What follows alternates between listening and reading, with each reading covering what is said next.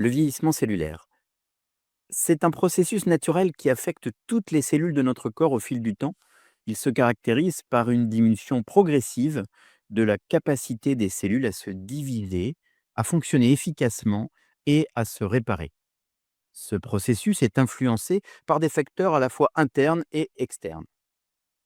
Tout d'abord, les dommages à l'ADN. L'un des principaux facteurs du vieillissement cellulaire est l'accumulation de dommages à l'ADN au cours du temps.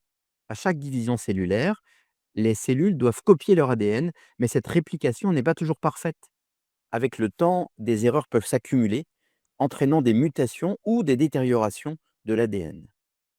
De plus, des facteurs externes comme les rayons UV, la pollution ou les toxines peuvent causer des dommages supplémentaires.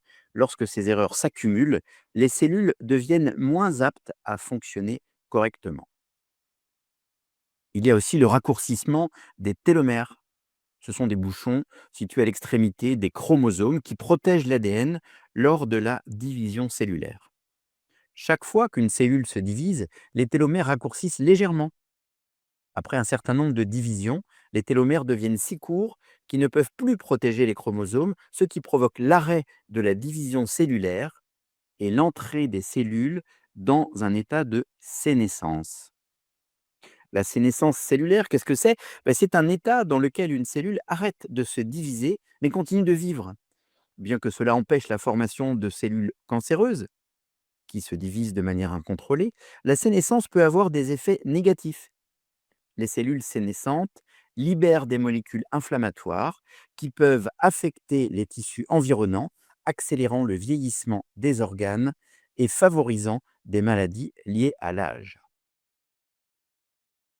Il y a aussi la diminution de la régénération cellulaire. En vieillissant, les cellules souches, qui sont responsables de la régénération des tissus, perdent aussi de leur capacité à se diviser et à remplacer les cellules endommagées ou mortes.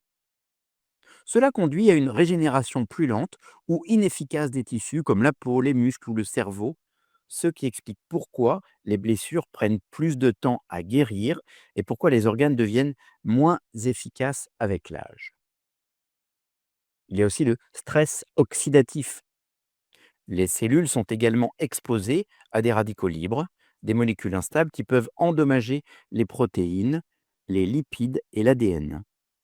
Ce phénomène appelé stress oxydatif s'accumule avec le temps et contribue au vieillissement cellulaire. Le corps possède des systèmes antioxydants pour neutraliser ces radicaux libres, mais ces systèmes deviennent moins efficaces avec l'âge. En résumé, le vieillissement cellulaire est un processus complexe impliquant des dommages progressifs à l'ADN, des raccourcissements de télomères, l'accumulation de cellules sénescentes, une diminution de la capacité de régénération des cellules souches et un stress oxydatif accru.